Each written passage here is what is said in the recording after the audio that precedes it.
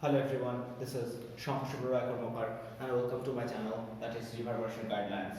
So lens maker বা lens নির্মাতা সূত্র নিয়ে এই ভিডিওতে আমরা কথা বলবো and trust me এই সার্টেন পার্টটা বুঝবার জন্য আমাদের refraction through concave and convex surface এই দুটো জিনিস খুব ভালো করে বুঝতে হবে। সো আমি রেফারেন্স দিয়ে দেবো ভিডিওতে, কিন্তু আমাদেরকে সবার ফার্স্টে যেটা জানতে হবে দ্যাট ইজ রিফ্র্যাকশন থ্রু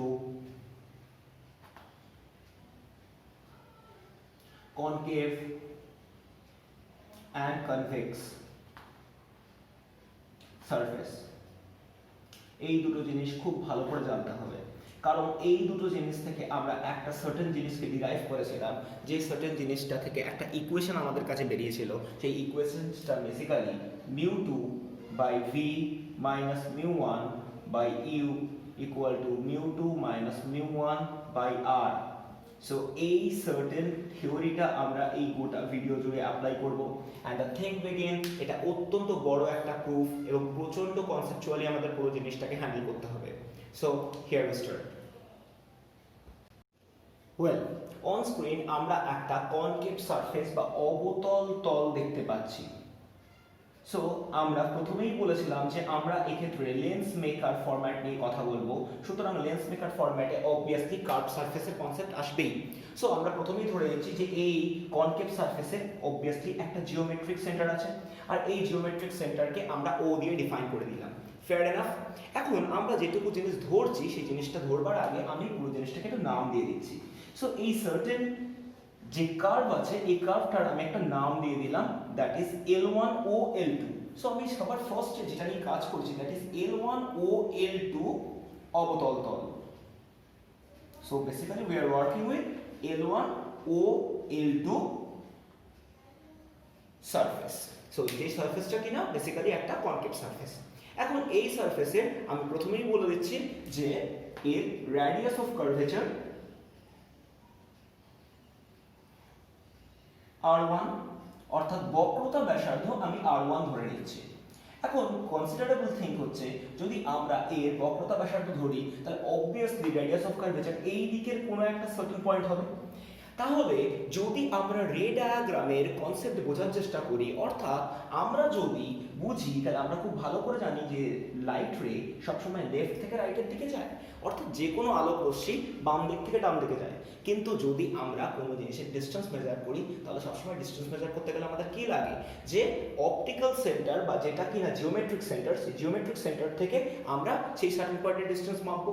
তার মানে আমরা যদি ধরেও নেই যে এ রেডিয়াস অফ কার্ভেচার এই সব দিকে কোনো একটা পয়েন্টে আছে, তাহলে এই পয়েন্টে আসতে গেলে আমাদের কি করতে হবে, রাইট টু লেফটে আসতে হবে। আর রাইট টু লেফট আসা মানে রে ডায়াগ্রাম যেদিকে হচ্ছে তার ঠিক উল্টো দিকে আসা, and that's why এই সার্টেন ডিসটেন্সটা আমাদের জন্য নেগেটিভে হবে। সো ফার্স্ট থিং আমরা এখান থেকে এটা বুঝে নিই। এবার আমরা যেটা ধরছি সেটা সবার ফার্স্টে আগে বলে দিচ্ছি। আমি বলে দিচ্ছি যে এই সার্টেন স্পেস যেখানে লিখি আমি অবজেক্ট রাখছি, এই অবজেক্ট রাখার স্পেসটার প্রতিসরাঙ্ক μ1, অর্থাৎ আমি বলে দিচ্ছি refractive index of the position where the object has been placed।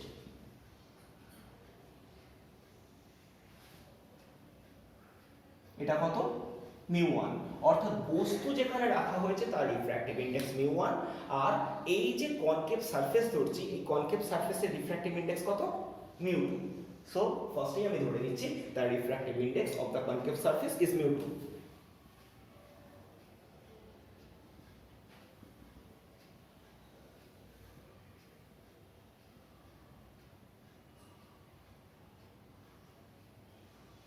Clear? So এইটুকু ডেটা আমরা ফার্স্টে জানি।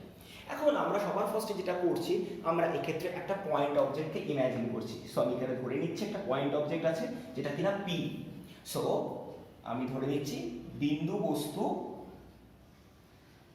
That is point object is at O, is at P. Clear? যদি আমরা এটা ধরে নেই যে পয়েন্ট অবজেক্ট পি তে আছে, তাহলে আমরা এক্ষেত্রে সবার ফার্স্টে যেটা বলতে পারবো দ্যাট ইজ অবজেক্ট ডিসটেন্স বা বস্তু দূরত্ব। সো অবজেক্ট ডিসটেন্স বা বস্তু দূরত্ব কি হবে? আমরা সবার ফার্স্টে ধরেই নিই যে এটা ইউ দিয়ে ডিফাইন করা হয়, আর এই ইউটা অবভিয়াসলি নেগেটিভ হবে, কারণ রে অপটিক্স যেদিকে যাচ্ছে এটা ঠিক তার উল্টো দিকে আসছে। ক্লিয়ার আমার কথা? তাহলে এই অবধি যদি আমরা পুরোটা বুঝতে পারি, দ্যাট ইজ অবজেক্ট ডিসটেন্সকে আমরা ওপি দিয়ে ডিফাইন করে দিয়েছি। এবার আমরা যদি এই রে ডায়াগ্রামের কনসেপ্টটা বুঝি, তাহলে লাইট রে কি হবে? যে আমি ধরে নিচ্ছি একটা লাইট রে কি হচ্ছে, যেটা কিনা এই অবজেক্ট থেকে বেরোলো। এখন এই রেটা যাওয়ার কথা ছিল এই পাথ বরাবর, কিন্তু কোনোভাবে সেটা ডেভিয়েটেড হয়ে কি হবে, অন্য একটা দিক দিয়ে যাবে। তার কারণ হচ্ছে আমরা খুব ভালোভাবে জানি যে যদি কোনো দুটো মিডিয়ামের মধ্যে লাইট রে পেনিট্রেট করে তাহলে তার একটা ডেভিয়েশন হবে, কারণ দুটো মিডিয়ামের ট্রান্সপারেন্সি আলাদা, দুটো মিডিয়ামের রিফ্র্যাক্টিভ ইন্ডেক্স আলাদা। ফলে আলটিমেটলি আমরা যেটা দেখতে পাবো, এই পি অবজেক্টটার একটা ইমেজ তৈরি হবে যেটা কিনা P dashed. So the first thing আমরা এখান থেকে ধরে নিচ্ছি যে পি অবজেক্টের বিম্ব হবে P dash. Clear? That is the image of P object must be constructed at P dash. এখন আমি যদি বলি যে এই ইমেজ ডিসটেন্সটা কত, দ্যাট ইজ বিম্ব দূরত্ব, সো ইমেজ ডিসটেন্সকে আমি কত দিয়ে লিখছি? OP dash, and OP dash is going to be defined by minus of V dash. কেন মাইনাস অফ ভি ড্যাশ? কারণ this is not the final image, কারণ আমরা এক্ষেত্রে বেশ কিছু জিনিসকে একটু কনসেপচুয়ালি ডেভেলপ করব। সো আমি এক্ষেত্রে ভি ড্যাশ কোনটা সেটাকে আমি ডিফাইন করে দিয়েছি। রাইট নাও আমরা কি করতে চাইছি, আমরা এবার কমপ্লিটলি এই যে কোনো স্ফেরিক্যাল সারফেসের ইকুয়েশনটাকে বসিয়ে দিচ্ছি। সো স্ফেরিক্যাল সারফেসের ইকুয়েশনটাকে যদি আমরা পরপর বসাতে আরম্ভ করি, তাহলে আমাদের নর্মাল কনভেনশন যা ছিল সেই কনভেনশন মেপে শুধু ইউভি ডিরেকশনসগুলোকে আমরা আলাদা করে ক্লাসিফাই করব। ক্লিয়ার? ওয়েল, টোটাল ইকুয়েশন তোমরা দেখতে কিরকম হবে সেটা আমরা সবার ফার্স্টে দেখে নিই। That will be μ2 divided by minus of V dash, কারণ ভি এর জায়গায় মাইনাস ভি ড্যাশ বসবে, মাইনাস μ1 বাই ইউ এর জায়গায় বসবে minus U, that will be equal with μ2 minus μ1 divided by minus of r1. so গোটা ইকুয়েশন থেকে যদি আমি মাইনাস গুলোকে কমন নিয়ে এলিমিনেট করে দেই, সো এই ইকুয়েশনটা দেখতে লাগবে μ2 by v dash minus μ1 by u, that will be equal with μ2 minus μ1 by r1. so this is the equation from the L1 O L2 concave surface. Clear আমার কথা? So এই অবধি আমার মনে হয় কমপ্লিটলি আমরা বুঝতে পেরেছি। এবার আমরা খুব ভালোভাবে যদি জানি, তাহলে লেন্সের কিন্তু কখনো একটা তল হয় না। দ্য থিং বিগিন, লেন্সের দুটো তল হয়। Maybe both of the planes are curved or one curve one plane. So আমরা যেহেতু এটা নর্মাল কনসেপ্টে করছি, আমরা দুটোকেই কার্ভ সারফেস ধরে করব। সো একটা কার্ভ সারফেসের ইকুয়েশন আমরা বের করেছি। রাইট নাও আমরা সেকেন্ড আরেকটা কার্ভ সারফেসকে বুঝবো, and that will be the toughest part আমাদের এই পুরো কনসেপ্টটা বোঝার জন্য। Clear? Now observe the image very carefully. আমরা কি বলেছিলাম, যে আমরা বলেছিলাম লেন্সের ক্ষেত্রে দুটো কার্ভ সারফেস থাকতেই পারে। সো আমরা বেসিক্যালি দুটো কার্ভ সারফেস ধরেই করব। অ্যান্ড রাইট নাও আমরা দেখতে পাচ্ছি আমাদের কাছে আরেকটা সারফেস আছে, যে সারফেসের নাম L1 O dash L2। So আমি এক্ষেত্রে এই গ্রিন কালারের একটা নতুন সারফেস কনস্ট্রাক্ট করলাম, যে সারফেসটা বেসিক্যালি এর পরের লেয়ারটাকে পুরো অকুপাই করে আছে। সো এবার যেটা আমরা কাজ করব সেটা ওই L1 O dash L2 surface নিয়ে। ক্লিয়ার আমার কথা?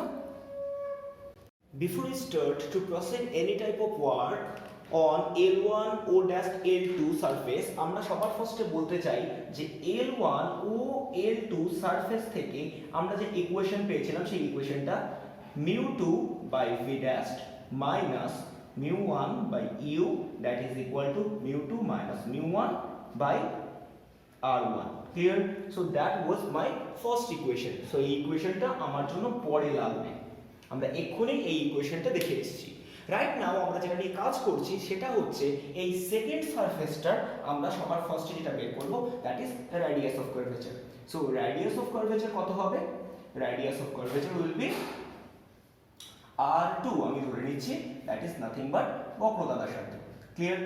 এবার যদি আমরা নর্মাল কনভেনশন বুঝি তাহলে এই সারফেসটাও আমাদের জন্য কি করতে হবে না লেফট থেকে রাইটে যাওয়া উচিত, কিন্তু আমরা যদি রেডিয়াস অফ কার্ভেচার মাপি তাহলে এটা কি হয়ে যাবে this will be genuinely right to left direction, কারণ আমরা ও ড্যাশ থেকে এবার মাপার চেষ্টা করব, so this will be genuinely negative 1। Clear? আর আমরা সবার ফার্স্টে বলছি যেটা কিনা জিওমেট্রিক মিড পয়েন্ট অর্থাৎ জ্যামিতিক মধ্যবিন্দু, কত জ্যামিতিক মধ্যবিন্দু আমি ধরে নিচ্ছি কিনা এটা ও ড্যাশ। ক্লিয়ার? এখন যেটা সবচেয়ে বড় ইম্পর্টেন্ট জিনিস সেটা বুঝতে হবে যেটা কিনা এই ও ড্যাশ অর্থাৎ প্রথম তল আর দ্বিতীয় তলের মাঝখানে একটা উইডথ আছে, এই উইডথ বা যতটা বেধ আছে এই বেধটাকে আমি ধরে নিচ্ছি টি। and do remember এই যে টি যে লেন্থটা তৈরি হয়েছে এই টি is far far less than r1 অর্থাৎ প্রথম যে তল তার ব্যাসার্ধের তুলনায় 81 অত্যন্ত ছোট। একইভাবে এই টি is far far less than দ্বিতীয় তলটি যে বক্রতা ব্যাসার্ধ that is r2, so t এর ভ্যালু অত্যন্ত ছোট, that's why আমরা কোনো ইকুয়েশনের ক্ষেত্রে এইটাকে কমপ্লিটলি ইগনোর করতে পারবো। so that is the first যেটা আমি বলে দিলাম। ক্লিয়ার আমার কথা? এবার আমরা পুরো জিনিসটাকে একটু ভালোভাবে বুঝবার চেষ্টা করব।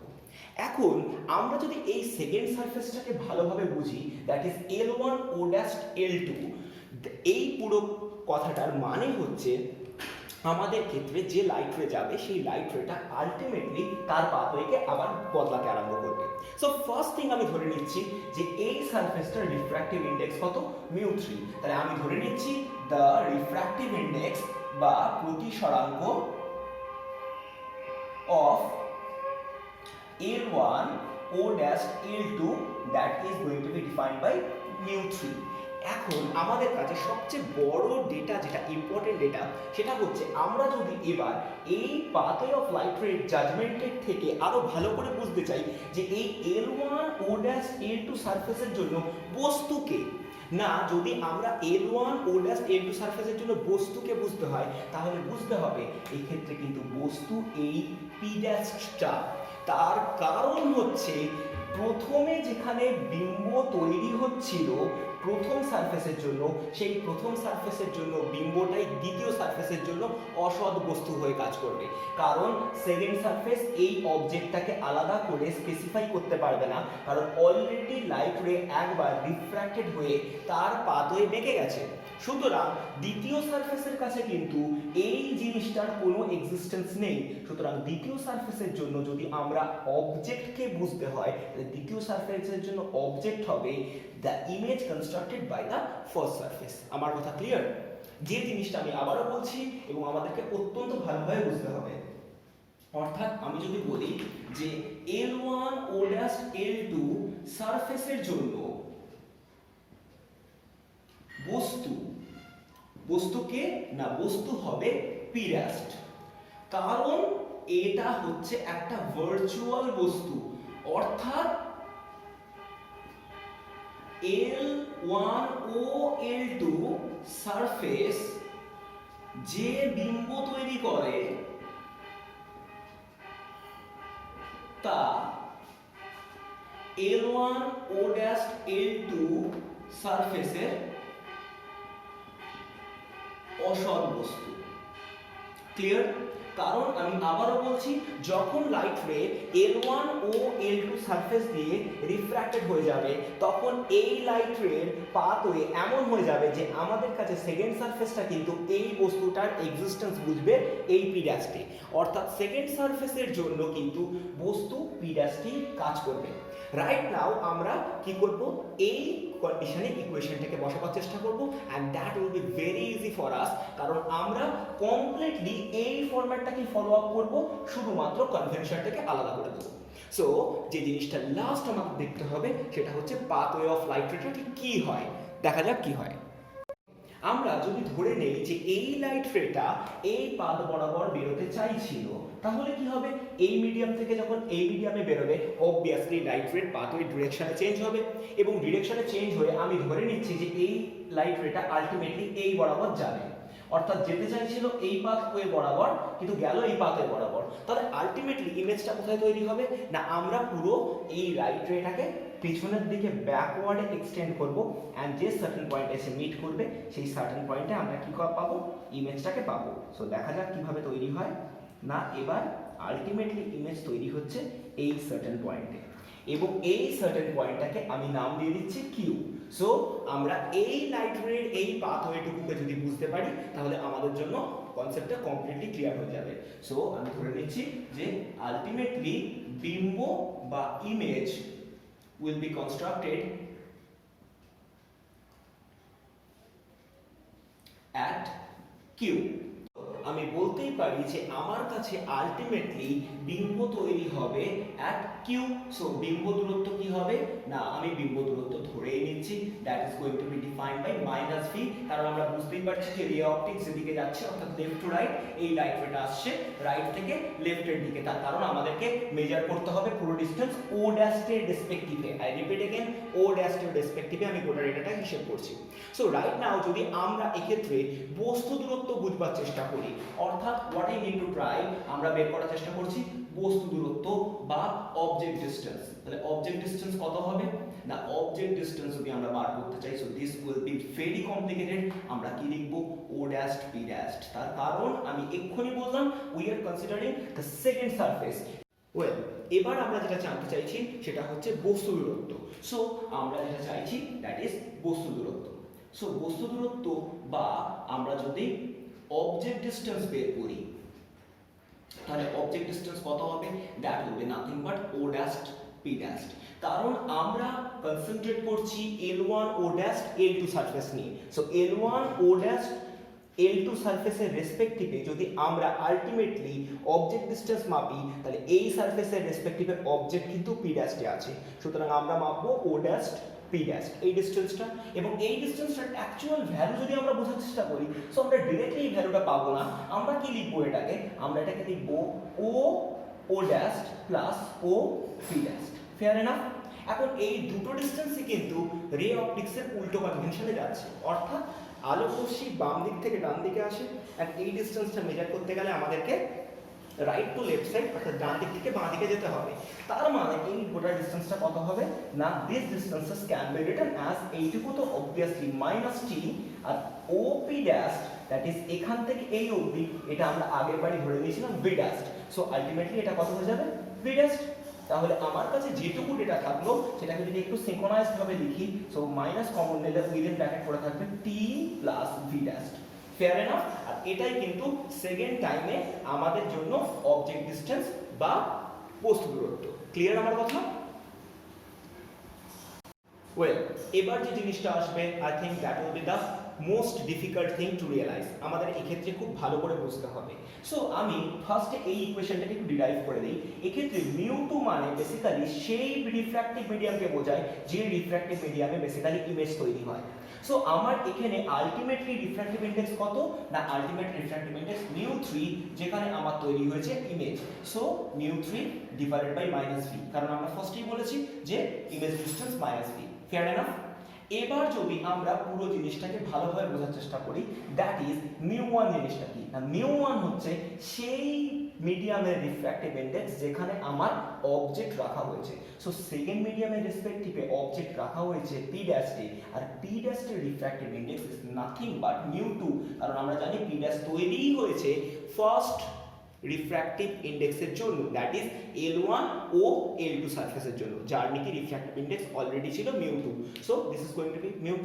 আর ইউ এর ভ্যালু কত, ইউ এর ভ্যালু কি, না that is nothing but the object distance. So second মিডিয়ামের জন্য অবজেক্ট ডিসটেন্স আমরা দেখতেই পাচ্ছি, that is minus within bracket T plus V dash. Fair enough. So this will be মিউ3 minus mu two divided by R2। একটা minus তো কাজ করবে, কারণ সেকেন্ড মিডিয়ামের রিফ্র্যাক্টিভ ইন্ডেক্স আমরা যদি ধরে নেই সেটা দ্যাট ইজ মিউ3, এই যে মিডিয়ামে অবজেক্ট রাখা হয়েছে সেটা মিউ2, কারণ সেকেন্ড মিডিয়ামের রেসপেক্টিভে অবজেক্ট রাখা হয়েছে পি ড্যাশকে, এবং পি ড্যাশটা নাথিং বাট মিউ2 রিফ্র্যাক্টিভ ইন্ডেক্সের জন্য তৈরি হয়েছে। আর R2টা কিসের জন্য, না R2 সেকেন্ড মিডিয়ামে রেডিয়াস অফ কার্ভেচার। সো এই অবধি হলো। সো দ্য থিং বিগিন, আমরা কাজ করছি এটা যে এই প্রত্যেকটা ইকুয়েশন থেকে মাইনাসটাকে কমন নিয়ে এলিমিনেট করে দিচ্ছি। তাহলে প্রথমে যেটা দেখতে হচ্ছে সেটা হচ্ছে মিউ3 by V minus মিউ2 by V dash plus T equal to মিউ3 minus mu two divided by R2। Clear? এবার একটা জিনিস আমি সবার ফার্স্টেই বলে এসেছি যে এই thickness of that lens is far far less than R1, একইভাবে far far less than R2। So এই দুটো ডেটাকে যদি আমরা একটু সিনক্রোনাইজড দেখি তাহলে কি হবে আলটিমেট ইকুয়েশন?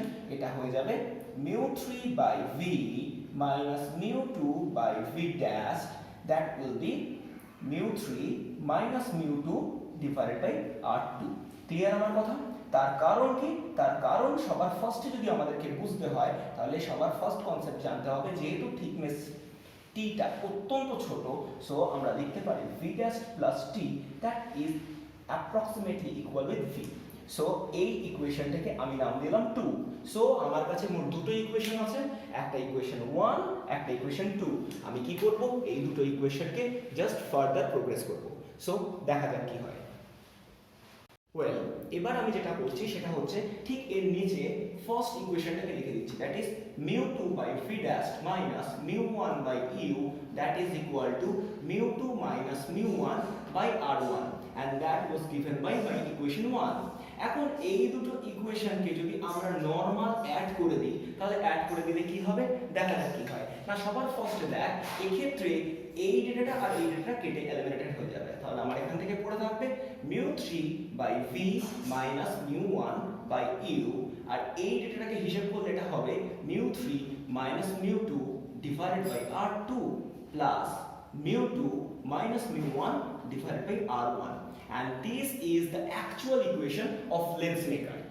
সো এই হচ্ছে আমাদের লেন্স মেকারের অ্যাকচুয়াল সূত্র, যেটাকে আমি আরো কিছু ডেটা ইমপ্লিমেন্ট করব এখন। সো এই অবধি আমাদের পুরোপুরি একটা কনসেপ্ট যেন দাঁড়িয়ে থাকে। Clear? Well, now come to the interesting part, যে সার্টেন পার্টের উপর আমরা খুব ইম্পর্টেন্ট একটা কথা বলবো। আমি ডিক্লেয়ার করছি যে এই মিডিয়ামটা আমার জন্য এয়ার, এই মিডিয়ামটা আমার জন্য গ্লাস, অর্থাৎ যে কোনো একটা লেন্স গ্লাস দিয়ে তৈরি হতেই পারে এবং নর্মালি তাই হয়, এবং আলটিমেট মিডিয়ামটা এয়ার। দ্যাট মিনস আমি ডিক্লেয়ার করছি যে যে মিডিয়ামে আমার অবজেক্ট বা বস্তু আছে এবং আলটিমেটলি যে মিডিয়ামে গিয়ে আমার ইমেজ বা বিম্ব তৈরি হচ্ছে, both are the same mediums. অর্থাৎ আমরা বলছি যে ফার্স্ট মিডিয়াম আর third medium did to same. অর্থাৎ আমরা ডিক্লেয়ার করছি যে as the medium 1 and 3 are same, তাহলে আমি বলতে পারবো they will contain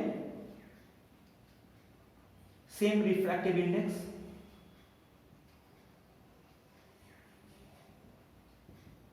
অর্থাৎ আমি যেটা ডিক্লেয়ার করতে পারবো এখান থেকে, that is mu1 must be equal with mu3। Clear? So আমাদের কাছে যে ইকুয়েশনটা ছিল লেন্স মেকার, অর্থাৎ যেটা আমরা এক্ষুনি বের করেছিলাম, সেই লেন্স মেকার ইকুয়েশনটাকে আমি একবার দেখে নিই। সো লেন্স মেকার ইকুয়েশন আমার জন্য কত ছিল? না, আমার জন্য ছিল mu3 by v minus mu1 by u, that has been given as mu3 minus mu2 divided by r2 plus mu2 minus mu1 divided by r1। So এই তো ছিল আমার নর্মাল লেন্স মেকার ইকুয়েশন। এই লেন্স মেকার ইকুয়েশনটাতে আমি কি করব? না, mu3 এর ভ্যালুতে mu1 গুলো রিপ্লেস করে দেব। সো দেখা যাক লাস্ট স্টেপে আমাদের কাছে কি আসে। আমরা যে জিনিসটা জানি সেই জিনিসটা নিয়েই কাজ করছি, দ্যাট ইজ নাথিং বাট আমরা লিখে দিচ্ছি যে mu3 is equal with mu1। তার মানে আমি প্রত্যেকটা জায়গায় লেন্স মেকারের ফরম্যাটে এইটা রিপ্লেস করে দেব। So ultimately আমার কাছে ইকুয়েশন কত ছিল? mu3 by v। So this equation is going to be written as mu1 by v। Next, mu1 by u, এই ইকুয়েশনটা দেখতে কত হচ্ছে? This is going to be mu1 minus mu2 divided by r2 plus mu2 minus mu1 divided by r1। Fair enough? কারণ আমরা যত জায়গায় mu3 ছিল সব জায়গায় আমরা mu1 কে রিপ্লেস করে দিয়েছি। সো আমি কি করছি? প্রথম ইকুয়েশন থেকে মিউটাকে কমন নিয়ে নিচ্ছি। তাহলে mu1 কমন নিয়ে নিলে এখানে ভেতরে পড়ে থাকছে 1 by v minus 1 by u। Fair enough? এখান থেকে আমি কি করছি? আমি mu2 minus mu1 by r1 কে আগে লিখলাম, অসুবিধা নেই। আর এই ইকুয়েশন থেকে একটা কি করছি? -1 কমন নিয়ে এটাকে লিখে দিচ্ছি mu2 minus mu1, নিচে ডিভাইডেড পড়ে থাকছে r2। ক্লিয়ার? সো আলটিমেটলি এটা দেখতে কিরকম হচ্ছে? mu2 minus mu1 divided by r1 minus mu2 minus mu1 divided by r2। Clear? So এইবার আমরা কি করছি? আমরা এই ফার্স্ট ইকুয়েশনটাকে নিজের মতো করে সিনক্রোনাইজ করছি, that is 1 by v minus 1 by u। আর এই মিউ ওয়ানটাকে আমি এই দিকে নিয়ে চলে যাচ্ছি এমন করে যাতে আমরা এই ওপর পার্ট থেকে আগে mu two minus mu one common নিতে পারি। তাহলে ভেতরে পড়ে থাকছে 1/r1 মাইনাস 1/r2। ক্লিয়ার? এবার এটা দেখতে কত হচ্ছে 1/v minus 1/u. This is going to be written as mu2 divided by mu1 minus 1 within bracket পড়ে থাকছে 1/r1 minus 1/r2। অর্থাৎ আমরা এবার যেটা বলতে পারি 1/v minus 1/u for length this is nothing but 1/f, অর্থাৎ 1 focal length। R mu2 by mu1 মানে 1 mu2, যেটা আমরা স্নেলস ল থেকে বারবার শিখে এসেছি।